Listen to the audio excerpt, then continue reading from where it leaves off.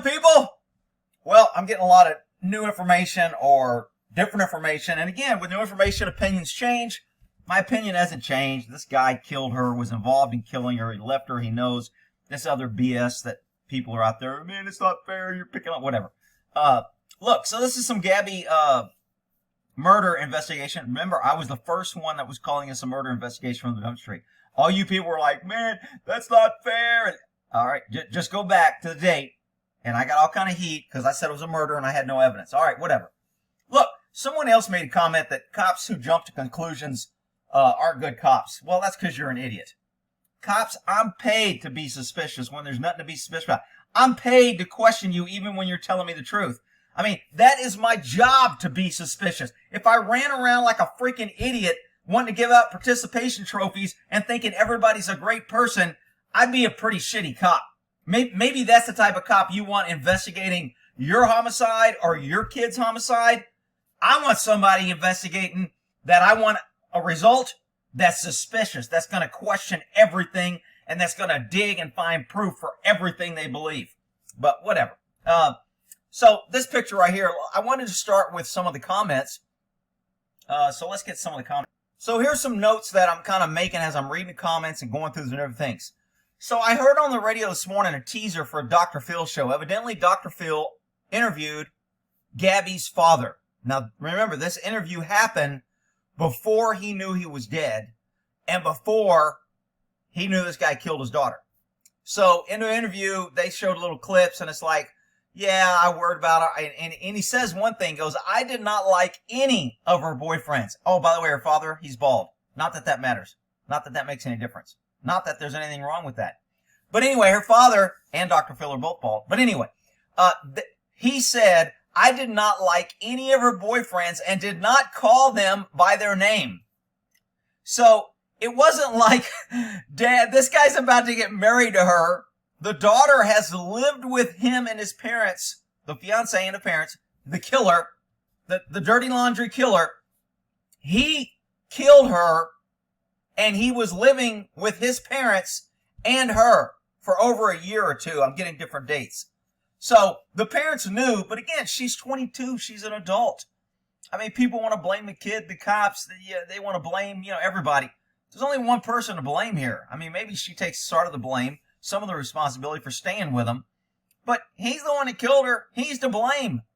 I mean, it ain't the drugs. It ain't the cops. It ain't the parents. And they shoulda, coulda, woulda, did whatever. All right. I don't think the cops are at fault on this. I said it before, and I think somebody made a comment about what would you do if you were a cop, Rick, on a scene? Well, if I was a cop on a scene, I'm not sure I would have done a whole much different than they did. I mean, other than minor tactical decisions, separating, maybe a little bit better interview, a little bit better understanding of the relationship, maybe a little bit more time with her, understanding. She made a couple comments that I don't think was explored enough.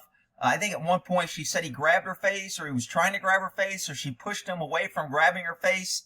That would have been a big clue for me to explore that more. How many times has he touched you? Does he touch you a lot? Do y'all have a physical relationship? Do y'all both kind of just accept that you hit each other? I would have went a little more deeper because I'm an investigator, and I know how important it is when you get in trial to have facts and to get more information. More information is always better. So I would have dug deeper. These cops, and most street cops, are kind of like, Joe Friday. Just the facts, man. Give me enough so I can rest. I can go get the rest, and I can move on. I'll let the detectives figure this shit out. So, I don't know if I'd have done a whole bunch different other than, like I said, tactical, a little bit more in-depth interview. I probably would have inspected her a little bit. Now somebody's going to try and make this sexual. I'm trying to get a free peek. Look, I ain't never dated or gone out with anybody that I've ever contacted as a cop. So, and I know a lot of cops who end up dating people that they had calls on or whatever. I have never dated and gone out with anybody that I was involved in an incident with, and that's how I met them. It just didn't happen. Actually, one girl I did date, but I was on a thing. There was no incident. She walked up to me, started talking to me, and then we ended up going out. But it wasn't like I was on a scene with her and she was a victim and I used my position to kind of get a date. So anyway, so what the cops did, look, this is not the cops' fault. Anybody blaming it, And look, if you look at my videos, go watch my Earning and Hate videos, I crack on cops. I am not no way near a bootlicker or a cop lover, and I think all cops are great and perfect and wonderful and heroes. So if I'm saying that I think these cops did a pretty good job, they may have not had the experience to do a better job. They may have not had, you know, the routine of handling these things. Nobody knew. There's no way they would know what would happen 10 days later. They come into these kids' lives, you know, for 1 hour, and then suddenly they're at fault, and people want, you know, to sue the cops and hold them accountable. I mean, you can't have it both ways. You got to have either government's limited and you stay out of people's lives, or they're in their business, they get to everything, and you can't do anything without government's permission or asking you or explaining or whatever. So, I mean, I think the cops went far beyond what they could have been required to do. They could have said, you know what, I got injuries, and she said she hit him, he said she hit him, I'm done. That's probable cause, I'm writing a statement, I'm booking her, see you later, dude, have a nice day, boom. They could have left it right there and been gone and cleared that call in 10 to 15 minutes. They were out there for an hour. Now, again, they lost it when they started separating and doing shit they shouldn't have done, which I said in my live, but whatever. Okay, I think the parents tipped off the FBI. So before I got this new video to where this tip, and suppose, I don't know now, according to, you know, again, I only know what I'm being told, read, or the news media is reporting. And that's all anybody knows, unless you're involved in the investigation. If you're actively involved in investigations, you're at the briefings they do, because on these large cases like this, they're doing daily briefings, hourly briefings. You know, the chief wants to know what's going on. The captain wants to know. We want to get all the players together. Where are we at on the investigation? Where are we at on this? Who's working what? You get all the players and everything. So they're getting constant updates so we know kind of what we're looking for, where we're going, etc. Unless you're one of those people that's attending that, you really don't know what's going on. It's all speculation. I don't care what anybody says. Everybody's like jumping on me. Man, you're jumping to conclusions. You're speculating. Well, no shit, because I'm not in charge of investigation. But it's not a jump to conclusion when I'm pulling on my experience and lifelong investigative dealing with these type of incidents and seeing victims and predators and understanding the criminal behavior, the criminal mind, and picking up body language clues, you know, just through past experience. I mean, that's why when you get a search warrant, the more experience you have, the better the odds are a judge will sign your warrant. If a young officer tries to get a warrant and he doesn't have enough experience, the judge will go, I don't think that's enough for a warrant. Whereas I may come in afterwards and goes, hey, he didn't have enough, but let me tell you, I've worked, you know, 500 cases in this, and I've worked 500 cases in this, and I've gotten search warrants for this, and I'm telling you, common scheme and design for criminals committing this crime is A, B, C, and D. And this guy has had A, B, and C. So all we're missing is D. I think there is probable cause, blah, blah, blah, blah, blah, and a judge would give me the warrant when he would refuse to give it to someone else who couldn't articulate it the way that I could have. Not me particularly, but anybody with experience. So, let's see. So Courtney put on here, in regards to how they were able to locate the body, there is actually a tip from a YouTuber who realized he was editing the footage in the van and she was reported missing. So I have that video and we're going to go over that. And I don't know if I'll go over that now or not. Let me finish these because I don't have that many comments. So I'll finish my comments. Then we're going to get to the video where they see the van. And I kind of agree. If they found the body, which I'm hearing, near this area where the van was in this footage, then I would agree that this van and footage led them to that place. My initial response was they're going to track down her cell phone. Now, it would have took a lot longer had they went to cell phones because they would have had multiple search areas. We know it pinged here. We want to go search here. We know it pinged here. We want to go search here. We know it pinged here. We know she was here at one point. Let's go search here. We know they were here. Let's go search here. So in that case, it would have took longer. But I still think in this day and age, unless the crooks are really good, you're probably going to find a body and they would have found it. It just might have took longer. And they might have lost more evidence. Okay. If it was my kids, you wouldn't be laughing. There's some dude on here who's freaking like having a shit fit because I was laughing, man. I mean, he's made like 10 comments and I didn't put his name, but it was just like, dude, get over it. Okay? If it was your kid, I wouldn't be laughing. Really? A kid dies every second of every day, at least every minute of every day somewhere in the world. Are you running around crying 24/7 for every kid that dies? Are you Are you like, you don't ever smile, you don't ever laugh, your whole life just runs around feeling sorry for every kid that died? Well, if you say yes, you're a freaking liar. So come here and attack me and try to make it about me. Try to make it about your dislike for me, or the dislike that you don't believe what I'm saying, or you don't like me, that I'm right, whatever. And then you're going to make it about, I laughed because it was a kid. If it was your kid, I wouldn't be laughing. Ha ha ha! I laugh. You don't like it? Kiss my ass on the way out.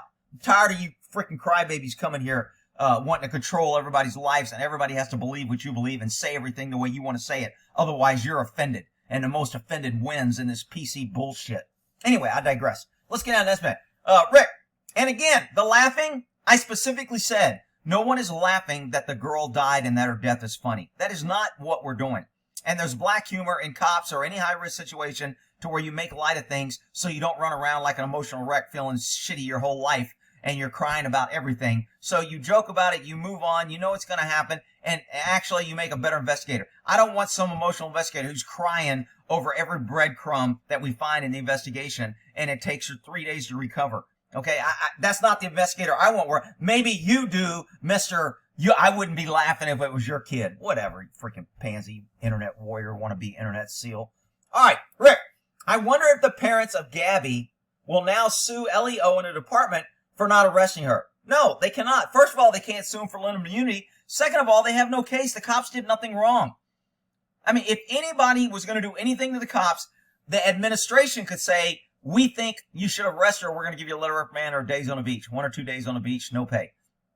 Or the DA could come back and go, you violated the law. The law said if you see injury, you must arrest. And we saw injury on the video and you did not arrest. Therefore, we thought you did wrong. Who thinks the DA is going to go after these guys? Are you freaking kidding me? They kill people in broad daylight that ain't even war. They kill people and shoot people that are in the background and they don't get charged. And you think somebody's going to charge them because they didn't arrest this girl because she ends up dead 10 days later? Come on. Now look, if and buts, what's and coconuts, who cares? I mean, yeah, if they arrested her, could it have changed the outcome? Maybe. Maybe not. Maybe. Frog had wings, he wouldn't bump his ass when he jumped. We can throw in that all day. I don't mind maybe and if and what ifs doing the investigation, because that leads us to either determine a fact is true or not. So I don't mind the what ifs then. But if you want to what if a cop that contacted somebody 10 days before they were killed, I mean, let's go back to everybody that dies and let's check the last 3 months and see if law enforcement had contact with them, and we'll blame them for not doing something. I mean, that's just ridiculous. So no, I don't think the parents have any suit at all. I felt she would end up deceased with laundry. Exactly what has happened in this case. A lot of the theories by many, sadly, may be possible that he may not be found to commit suicide. Yeah, it could be. Person of interest. Again, they're still calling him a person of interest. Let me give you guys a tip. They've marked off the parents' house now as a crime scene. We call that a clue. So he is not a person of interest. He is and has always been the primary suspect. Doesn't mean I wouldn't look for someone else, but nobody, this situation just doesn't develop without him being a primary suspect. I thought she would never be found. I didn't believe that. Like I said, I think they would have eventually found her. It just would have been longer, but this van tip may have put them closer quicker. I agree the cops are not to blame for her death, but in my opinion, they were too eager to buy the boyfriend's story. I might agree with that a little bit. I don't think it was a man-bro thing. Hey, man, he's a guy, we're a guy, we got to stand together. It's the manhood, like women do, like black people do, like Hispanic people of color do. They always want to stick together because of one reason. But if a white man or a white person or a guy does that, somehow they're mean and evil. So, and I still don't believe that it was a good, I've seen guys kind of connect with the guy. No, man, I got it, man. You got tattoos. I got tattoos. It's cool. Where'd you get yours? Yeah, man, it's cool. Hey, man, we're going to get you out of this. Don't worry about it. We'll go talk to her. Blah, blah. I've seen that shit. I do not think that was the case here. I think these cops were pretty diligent. They looked at the law. They looked at both of them. They were about ready to arrest the girl. And I don't think they were going to arrest her because they didn't like her, because she was rude, because she was a bitch, because she, I don't think that's why they were about to arrest her. And she was cute. Everybody's like, oh, man, they're just arresting her because she ain't cute. This girl was cute, and they were about to arrest her. So I don't think the cops did anything that horrible. Like I said, besides maybe a few tactical. Jeff Wallace, Thanks for the link. Oh, Jeff put a link to that podcast on the killing of bin Laden where the Navy SEAL talks about it. And it's pretty good. If I remember, I'll put it in a description. But it's a really good listen to. I talked about on the live. All right, here we go. Where else we at? A few more comments. Rick, you pointed out so many douchey bald cops. Now I have become a baldess. I don't like bald men. And I'm bald! That shit cracked me up, man. I love that comment. It has nothing to do with this case, but when I read that shit, I was laughing my ass off. This dude's bald. He hates bald people now because of me. It's my fault. Ah, shit, that was a good one. Okay, so the suspect will be transferred to the state the body is found in an event of a murder trial, I'm assuming. Well, probably. Normally where the body's found, you assume that's where the murder took place. But in some cases, a murder will take place somewhere and they will transport the body and leave it. So where you find the body is not always where it dies. So normally the jurisdiction is where the crime occurred. So if I murder you in California and I move your body to Nevada and they find a body in Nevada, Nevada doesn't have jurisdiction. If we can prove that the murder took place in California, California would maintain jurisdiction. Now, when you get interstate travel and you start getting interstate crime, now you get into federal jurisdiction and the feds can do it, and the feds may end up determining where this case is. They're involved. They may take it. They may prosecute it.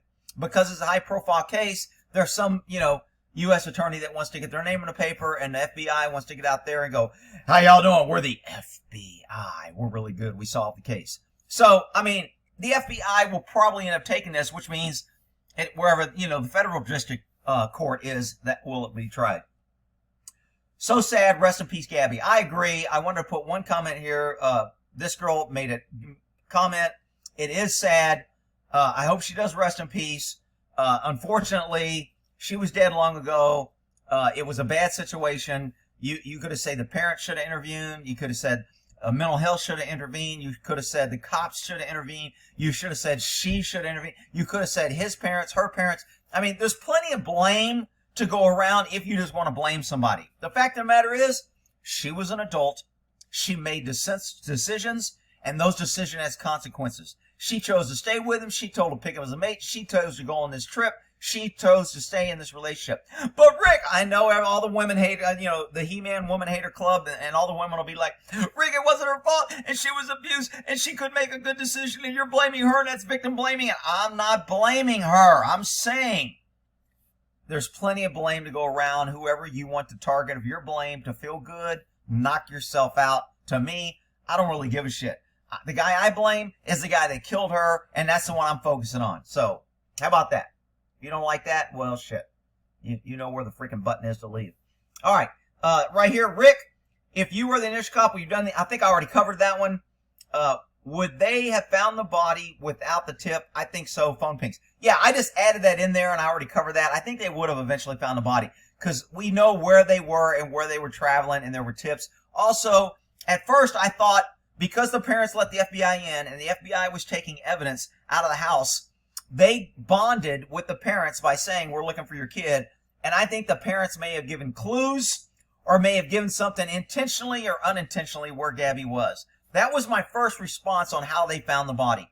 Because he disappeared and the family, his parents, got the FBI and the cops in their house now and they were able to question them, I thought they may have found information on where it was at, and that led them to the search area, and that's how they found the body. Now, with this van tip that we're about to go over, well then, I forgot to go to the list. Soy Boy Killer was some of the names. On the live, there was a lot of funny names, man. If you guys can remember the names, you can put them in the comments, because that was some funny shit on what are we going to call this murdering Soy Boy, Plastic Fear Boy, whatever. All right, so let's get to the video. Okay, so in this video, evidently, they are these people, and I'm not sure who they are. It says their website here. If you want to watch a full video of them driving. They realized that they saw the van parked in this video. So I'm just going to bump it up here because they're just driving around in some park. And lo and behold, what happens? They see people. So these people over here. Let's see here if I can stop it. Whoever owns this truck, if they can get a license plate or whatever, these people are now witnesses or potential witnesses on what's going on because they were here at the same time as his van. What did they see? Did they hear arguing? Did they talk to these people? Did they share? Did they give water? Did these people come say hi? Did they go say hi? This person now needs to be found. So, according to this, they're driving along, and what happens? Holy shit, there's the van coming up right here. So, this is a good video. And again, this is how the people help the cops find shit. Now, you'll notice the shoes back here. And I think the shoes are in the back here because, remember, they had an argument because he got dirt in the car. And she's got OCD and probably doesn't want dirt in the car. So it would seem reasonable that they would take their shoes off before they got in the car. So, because that's what the argument started when they were pulled over by the cops. So I think you see a pair of shoes here, and there might be another pair of shoes here. I thought somebody blew it up, or I watched a video where somebody blew it up or something. But anyway, remember this hat? When he asked for a hat because he was bald and the sun was hot, I said I would let him go back and get the hat. That's the same hat. So I'm pretty sure, I don't have to read a license plate. I'm pretty sure this is the car. And the sandal is the sandal that he was wearing on traffic stop. So even if I can't read the license plate, I'm pretty sure this is their car. Now, if this is where the body was found in this area because of this video, then I'll say the video led it to there. However, I think because they got, my original thought was they either found it through cell phone pings or the parents, when they invited them in, remember the parents weren't talking to cops. Then when their son disappeared, they called the cops in and said, we want you to help us find our son because he's missing now. Well, once the cops got in, there was, either intentionally or unintentional, the parents gave information that would have either led them to here or led them to the search area. So if it wasn't this video that led them to the body, I think it came from one or two sources. Either the parents of the killer let something out or gave them information they knew or let it slip that he said this or he said that, and that led them to the area where the body was found. This video led them to the body, or the cell phone pings. In my experience, and again, I'm guessing, I don't know, I'm not having inside knowledge, I think that's how they probably found this van. Now, in this video, there's a couple things that came up that people were kind of speculating on, and let me see if I can point those out. I think one part they said there was a body hiding behind a tree. So if you move, let me shrink this down. So if you move right here in this area, there's a little thing right here that looks like somebody might be hiding behind that tree. And someone else slowed it down and said it turned out to be bark or something. So it does kind of look like it could be a guy wearing a white shirt. And could it be he's hiding? Yeah, I mean, it could be, but I mean, we're not sure. Okay, and then the other thing that was brought up in the video is right in this area, somebody said they saw a body in the field. And it's going to be in this area right here, I think. There it is, right there. So they're saying, some people were saying that this was a body in the field and it was him digging. And again, confirmation bias, people will see what they want. This was slowed down by somebody and viewed in some high screen. And he said it's a branch that was just dug up. This isn't a body. And to me, it doesn't make sense that we have shoes behind the van. Why would he be out there digging with no shoes on? Doesn't make sense to me that he would be out there barefooted. He would have his shoes. He wouldn't have left them. So my guess, if you got two pairs of shoes here, just being, rubbing two brain cells together, I'm thinking both of them are in here at this point. So this may not be the crime scene. This may not be where the body's found. It may have been in the area. It may have been after or before. I mean, again, we don't know because we're not privy to the inside information. But this was a good video, a good catch, and it helped the investigation. Even if it isn't where the body was found, this is still critical information. Anytime we can pinpoint the murderer with the murder victim, that's helpful. Now we have video evidence they were together. If he gives a story and he lies later that says, I've never been to this park, he won't now because it's all over the news. This is why sometimes they withhold what you know.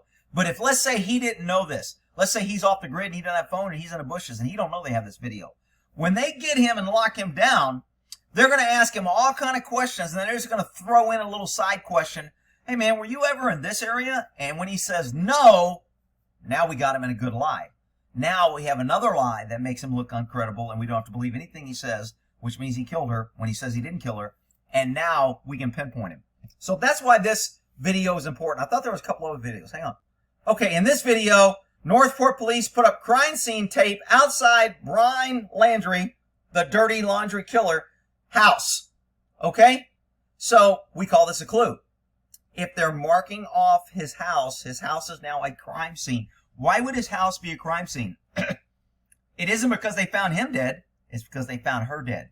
She lived there. Her clothes is there. He showed up without her. He drove her car back and parked it there. I mean, to me, this probably should have been done earlier, but they didn't, and they didn't have enough for whatever reason. And so that's another thing that kind of, again, leads all the skeptics out there that tells me I'm jumping to conclusions by blaming this guy. And in this video, I thought it was interesting that a statement from the family attorney. Shared more details of Brian's parents' movements with us, saying they discovered a note on Brian's car Wednesday. Saw Gabby Petito. Okay, so, shit. I gotta go back to that. Hit the wrong button. So, I didn't know that there was a note, that the parents found a note and actually knew where he was at and knew he had a car and his car was parked there, and then they drove his car. Why the hell wasn't his car seized long ago if he had a car? But anyway. And this afternoon, the Laundry family attorney shared more details of Brian's parents' movements with us, saying they discovered a note on Brian's car in the preserve. What did that note say? Who thinks the note said, I killed her and I can't live with the guilt. I'm sorry. I mean, that's a reason. It could have said that. They're not releasing what the note said. If the note said that, yeah, they might release it and say, look, we're looking for a body now. And, you know, the note probably didn't say that because they're still looking for him. If they thought he was dead, they either wouldn't be looking hard or they would tell people we think he's dead. Could the note be a scam, even if it said he was dead and he really didn't kill himself? Do you think a criminal's ever said, I'm going to kill myself, goodbye cruel world, and then move to Mexico and live there happily ever after? Of course they do. So the note doesn't change the investigation a whole bunch, but why they're not releasing the note is kind of, I don't know. I mean, it could go any way, I guess. When they initially went to look for him on Wednesday, then they left the car so he could drive back. When Brian... Okay, if the note said, I'm killing myself, they wouldn't have thought he was going to drive back. That tells me the note did not indicate suicide or killing himself or I'm not going back or I'm going away, you'll never see me again, etc., etc. The parents would not have left the car for him to drive back if the note implied he was never coming back. So the note probably didn't say that. Brian did not come home Thursday morning. The parents say they went to retrieve his car. That's kind of odd. So you leave the car one night, and when he doesn't show up the next morning, maybe the note said, I'll be home in the morning. Or I'll be home tonight, and they waited till the next morning and said, we're going to go get the car. Man, those parents are really onto it. First, they won't help the mother find her daughter, and now they're like, shit, man, we're not going to leave his car out there and shit. If he killed himself and didn't come out, I mean, shit. So what? He's a suspect in a murder and he could have killed. We got to get that car back, man. That car's worth some money. Man, the Laundry family isn't looking very clean, so to speak. No pun intended to the dirty laundry killer.